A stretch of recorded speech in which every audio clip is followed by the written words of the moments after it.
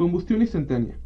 La combustión instantánea es un fenómeno en el que una persona, la mayoría de las veces de la tercera edad, arden por completo sin que la víctima haya sido expuesta a una fuente de ignición cercana. En muchos casos, las víctimas quedan totalmente reducidas a cenizas dentro de sus viviendas. Sin embargo, de forma extraña, los muebles que rodean al cuerpo de las víctimas resultan sin daños, o bien con afectaciones mínimas.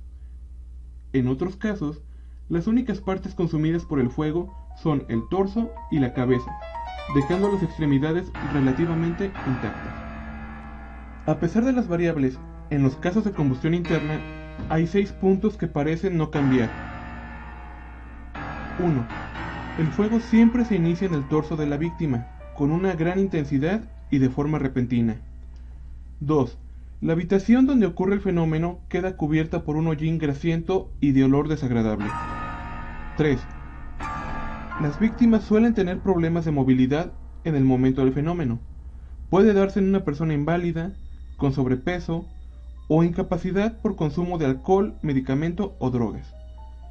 4. En todos los casos hay una posible fuente de ignición relativamente cercana, como una chimenea, alguna estufa o calentador. 5.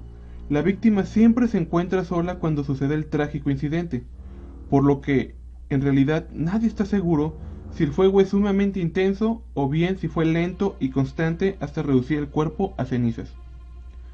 6. Las víctimas casi siempre son personas de la tercera edad. Hasta el momento, el fuego parece provenir desde el interior del cuerpo por algún mecanismo todavía desconocido, por lo que se teoriza que la combustión interna comienza de la siguiente forma. La víctima suele estar en su cama o sofá. Se encuentra viendo televisión, leyendo o durmiendo a causa del alcohol o las drogas. La persona, al verse inmovilizada, ya sea por la edad o alguno de los motivos antes mencionados, no logra pedir ayuda y comienza a quemarse hasta quedar carbonizada. Ahora, aquí es donde entra en debate sobre si el fuego es largo y constante o si las llamas son sumamente fuertes, ya que, como hemos mencionado, nunca hay testigos, por lo que no se ha podido establecer cuál de las dos opciones es la correcta. En completo contraste, los muebles alrededor del cuerpo quedan intactos, o al menos relativamente indemnes, lo que resulta prácticamente inexplicable. Incluso ha habido algunos casos en los que pilas de periódico, ropa o libros se encuentran muy cerca de la víctima, y aún así el fuego no se expandió. Finalmente, después de que el fuego consumiera principalmente el tórax de la persona, el fenómeno nos deja las extremidades de la víctima, usualmente los pies, como una especie de recuerdo macabro de que el montón de cenizas grasientas en la habitación solía ser, hasta hace unas horas, un ser humano como tú o como yo. El primer caso registrado data del año 1673, cuando un parisino alcohólico fue reducido a cenizas. Sin embargo, la cama de paja en la que murió incinerado quedó prácticamente intacta. Un caso similar se dio en el año 1731, cuando la condesa Cornelia di Bandi, de 67 años, fue encontrada por su doncella en el piso de su dormitorio. El cuerpo de la condesa había sido reducido a una pila de cenizas que dejaban al contacto una humedad de un olor desagradable. También fue encontrado en el suelo un líquido pegajoso y desagradable. Las autoridades también dieron con un líquido amarillo y extraño goteando en la ventana y que al menos en apariencia no tenía ninguna explicación. De forma más reciente tenemos el caso del señor Connor, en Irlanda. Se trataba de un anciano de 76 años que fue encontrado muerto dentro de su casa. La enfermera comunitaria, que lo visitaba frecuentemente, lo halló sentado en el sofá frente a la televisión y a cierta distancia de la chimenea. Su cuerpo se encontraba totalmente carbonizado y la única señal de que alguna vez había sido un humano se encontraba al nivel del suelo, donde yacían sus pies aún enfundados dentro de sus zapatos. Al igual que en los otros casos, los muebles a su alrededor no habían resultado afectados. Sin embargo, en las paredes y sobre el mobiliario se encontraba una capa de hollín grasiento que daba al lugar un olor bastante desagradable. Tanto un teléfono como el aparato de auxilio comunitario se encontraba cerca del cadáver, lo que significaba que la persona se encontraba muerta o inconsciente cuando el fuego comenzó. O quizá que el mismo había sido tan intenso y rápido que la pobre víctima no había tenido tiempo de pedir ayuda. Al mismo tiempo, sucedió lo que tantas veces se ha reportado en otros casos. La víctima había sido vista comportarse de forma normal un día antes. Inclusive, el párroco de la comunidad le había visto caminar por la tarde como solía hacerlo, lo que descarta que hubiera tenido visitas o algún cambio de rutina. Ante todo, comenzaron a surgir distintas teorías sobre cómo se producía un fuego tan arrasador, al grado de reducir a cenizas inclusive los huesos de la víctima. Esta incógnita ha sido el punto de debate por años, pues, como es sabido, cuando un cuerpo es incinerado en el horno, se necesitan entre 700 y 1000 grados para eliminar todo el líquido del cuerpo. Y aún así, es necesario someter los huesos a un proceso de trituración, pues el calor no es suficiente para incinerar la osamenta. Entonces, ¿cómo es posible que la combustión espontánea sí logre hacerlo? Para intentar dar una explicación a este fenómeno, han surgido unas teorías. Por ejemplo, la del efecto vela o mecha. Se trata de un posible fenómeno en el que, al iniciar la combustión del cuerpo, esta es muy lenta, de forma que, al quemarse la piel, la grasa del cuerpo comienza a derretirse y cubre la ropa de la víctima, lo que hace que las prendas terminen comportándose como una mecha, como si fuera una vela, provocando que la incineración del cuerpo dure horas.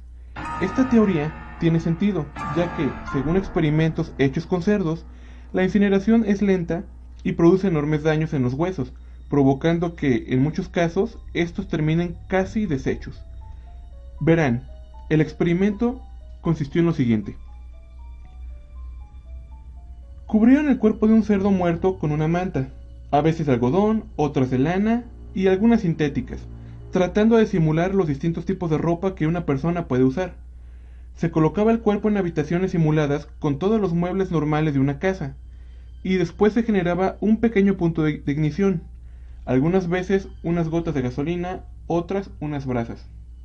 Para intentar dar una explicación a este fenómeno, ha surgido una teoría, el efecto vela o mecha. Se trata de un posible fenómeno en el que, al iniciar la combustión del cuerpo, esta es muy lenta, de forma que, al quemarse la piel, la grasa del cuerpo comienza a derretirse y cubre la ropa de la víctima, por lo que las prendas terminan comportándose como la mecha de una vela, provocando que la incineración del cuerpo dure horas. Esta teoría tiene sentido, ya que, según experimentos hechos con cerdos, la incineración lenta produce enormes daños en los huesos, provocando que, en muchos de los casos, estos terminen casi deshechos. Verán, el experimento consistió en lo siguiente. Cubrieron los cuerpos de cerdos muertos con mantas, a veces de algodón, otras de lana y algunas sintéticas, tratando de simular los distintos tipos de ropa que una persona puede usar. Se colocaba el cuerpo en habitaciones simuladas, todo con muebles normales de una casa. Después se generaba un pequeño punto de ignición, algunas veces unas gotas de gasolina, otras algunas brasas, de madera o carbón. Hay que recordar que en todos los casos había un probable punto de ignición, como chimeneas. Los cuerpos, tal y como proponían la teoría, comenzaban a arder lentamente, y al igual que, como se planteó, la grasa de los cerdos terminó cubriendo la tela de las mantas y actuando como una vela. Sorprendentemente, los huesos de los cerdos sufrieron graves daños al punto de que casi terminaban de ser incinerados. El fuego, en la mayoría de los casos, estuvo activo por más de 8 horas, y los muebles alrededor del cerdo, en su mayoría, estaban intactos, salvo por alguna pantalla que terminaba semiderretida a causa del calor. Es decir, los aparatos con cubiertas de plástico eran los más afectados. Sin embargo, hay que recordar una cosa. La época en la que se han reportado los casos podía caracterizarse por la falta de elementos de plástico en la vida cotidiana. Inclusive en los reportes más modernos, que datan de los años 60 y 70, aún eran épocas en las que las pantallas con cubierta de plástico delgado no existían. Tampoco computadoras portátiles con carcasas plásticas podían ser halladas. La teoría del asesino. Una última teoría, bastante plausible, trata sobre los intentos de los asesinos por cubrir sus actos. Verán, quizá algunos delincuentes más inteligentes de lo normal se dieron cuenta que, al incinerar las áreas del cuerpo más afectadas por las heridas, podrían eliminar la evidencia de sus actos, o al menos en su mayoría, al hacer pasar un caso de asesinato como un accidente con fuego. De ahí que las víctimas no pidieran ayuda nunca, que jamás hubiera testigos, y también explicaría por qué las víctimas en todos los casos se encontraban en la cama o el sofá sin señal alguna de intentar siquiera levantarse. En cualquiera de los casos, nada ha sido aclarado en su totalidad, además de que en todos los registros faltan datos. En algunos no se menciona siquiera el nombre o las condiciones en que la víctima vivía. Tampoco se mencionan archivos policiales ni declaraciones, salvo por alguna nota periodística que menciona la muerte sin dar datos precisos. ¿Y tú, qué piensas de la combustión instantánea? ¿Piensas que es real? ¿O quizá no es más que un mito urbano? Deja tu opinión en la caja de comentarios.